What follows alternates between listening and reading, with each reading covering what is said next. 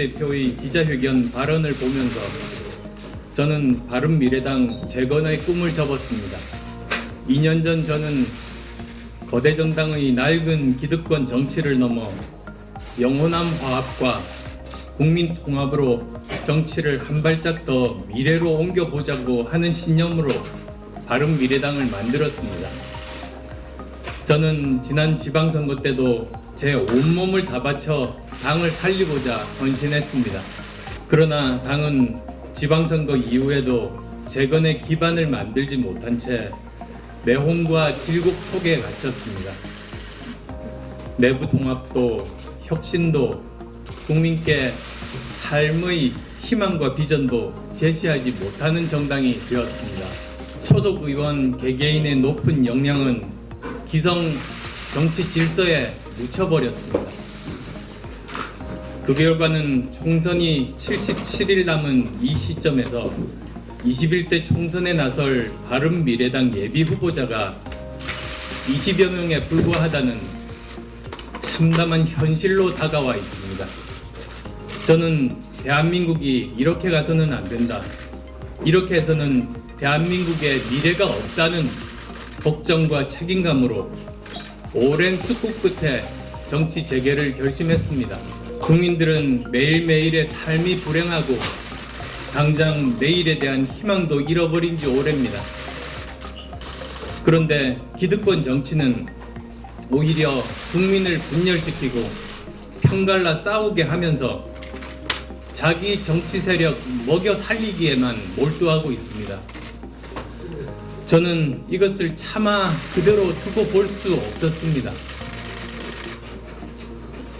힘들고 부서지고 깨어질지라도 우리의 미래를 위해서 우리가 가야 할 올바른 방향에 대해서 국민들께 호소하는 것이 제 의무라고 생각했습니다. 기성정당의 틀과 기성정치 질서의 반성으로는 우리에게 내일은 없습니다. 자기 편만 챙기는 진영 정치를 제대로 일하는 실용 정치로 바꿔야만 합니다. 그래야 타협과 절충의 정치가 실현되고 민생과 국가 미래 전략이 정치의 중심 의제가 될 수 있습니다. 앞으로 뭘 먹고 살 것인가가 정치에서 가장 중요한 문제가 된다는 뜻입니다. 실용적 중도정당이 성공적으로 만들어지고 합리적 개혁을 추구해 나간다면 수십 년 한국 사회의 불공정과 기득권도 혁파해 나갈 수 있을 것입니다.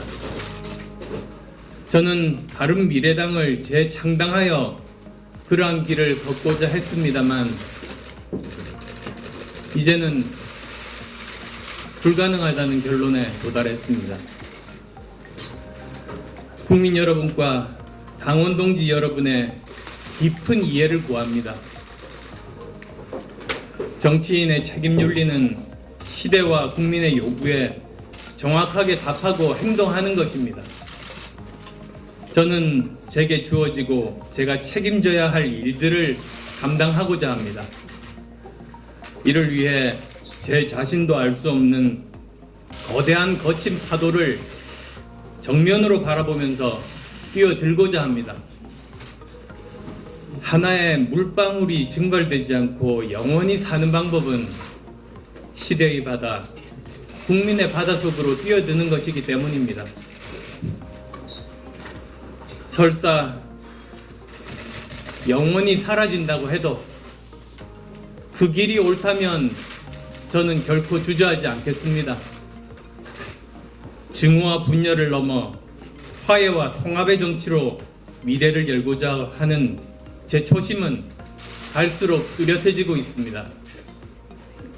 삶이 고단한 분들께 작은 희망이라고 드리고자 하는 초심에도 추호도 변함이 없습니다. 저의 길은 더 힘들고 외로울 겁니다. 그러나 초심을 잃지 않고 진인사 대천명, 어떠한 결과가 나오든 국민의 뜻이 하늘의 뜻입니다. 저는 진심을 다해 이 나라가 미래로 가야 하는 방향에 대해서 말씀드리고, 그렇게 하기 위해 우리 정치와 우리 사회가 어떻게 바뀌어야 하는지 간절하게 호소할 것입니다. 안전하고 공정한 사회, 제대로 일하는 정치를 통해 국민이 행복한 나라가 되는데 제 모든 것을 바치겠습니다. 국민 여러분, 당원 동지 여러분, 지금 대한민국은 담대한 변화의 새 물결이 필요합니다. 기성의 관성과 질서로는 우리에게 주어진 난관을 깨고 나갈 수가 없습니다. 저 안철수의 길을 지켜봐 주십시오. 고맙습니다.